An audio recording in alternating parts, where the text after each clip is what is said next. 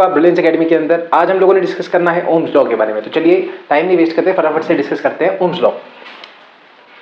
आप सभी जानते हैं बच्चे, ओम्स लॉ जो है वो करंट के कंडीशन में काम में आता है। जब भी हम लोग करंट के बारे में बात करते हैं तो ओम्स लॉ एक ऐसा लॉ है जो हमेशा काम में आता है। आज हम लोगों ने देखना है कि ओम्स लॉ हम लोग किस तरीके से यूज कर सकते हैं और इसके क्या क्या एडवांटेजेस है, क्या ये हमारे पास स्टेट करता है और इसको हम लोग कैसे अप्लाई करके देखते हैं। देखिए, ओम्स लॉ की इस डायरेक्ट स्टेटमेंट बोलता है कि potential difference applied across the ends of the conductor is directly proportional to the current in the conductor. इसका सीधा सा मतलब क्या है, देखिए जब भी हमारे पास जो है एक कंडक्टर जो होता है उसके अंदर करंट बनना शुरू होता है, तो देखो आपको पता है करंट जो है वो मोशन ऑफ इलेक्ट्रॉन की वजह से ही पॉसिबल होता है।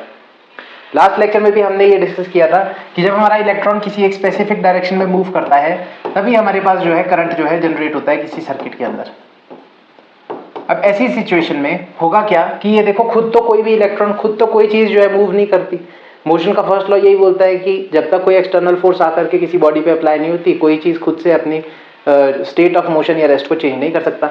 तो इसके स्टेट को चेंज करने के लिए, इसको एक स्पेसिफिक डायरेक्शन में मूव करवाने के लिए किसका सबसे बड़ा हाथ होता है, तो पोटेंशियल का। तो पोटेंशियल क्या होता है हमारे पास, बेसिकली बैटरी हमारे पास पोटेंशियल है जो क्या करेगी, इसको एक जगह से मूव करने में दूसरी जगह मदद करेगी। अब पोटेंशियल को हम लोग V के साथ डिनोट करते हैं।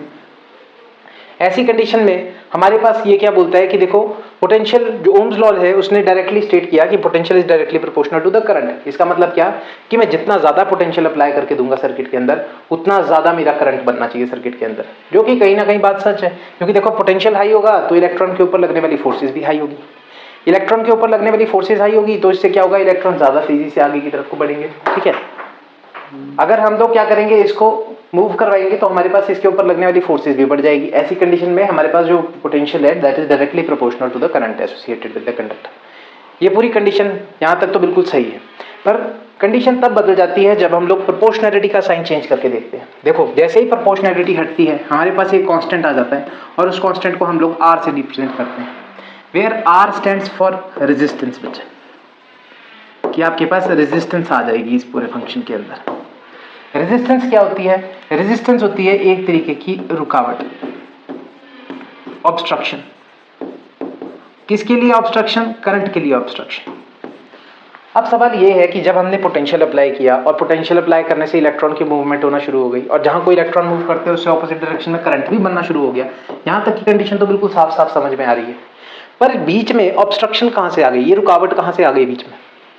तो देखिए, जैसे ही आप यहाँ पे पोटेंशियल अप्लाई करते हैं किसी कंडक्टर के अक्रॉस, तो देखिए आपको पता है कि बैटरी के दो टर्मिनल होते हैं, पॉजिटिव और नेगेटिव, जिसकी वजह से क्या होता है, उसका एक जो पूरा कंडक्टर का फेस होता है ये पूरा का पूरा पॉजिटिव हो जाता है, जबकि दूसरा पूरा का पूरा फेस जो होता है दैट बिकम्स नेगेटिव, जिससे इलेक्ट्रॉन को एक डायरेक्शन मिलती है, मोटिवेशनल फोर्स मिलती है कि उन सभी ने इकट्ठा होकर के पॉजिटिव डायरेक्शन की तरफ को जाना है। और जो पॉजिटिव आयंस प्रेजेंट होते हैं कंडक्टर के अंदर, उनको पता होता है कि हमने नेगेटिव डायरेक्शन की तरफ को जाना है।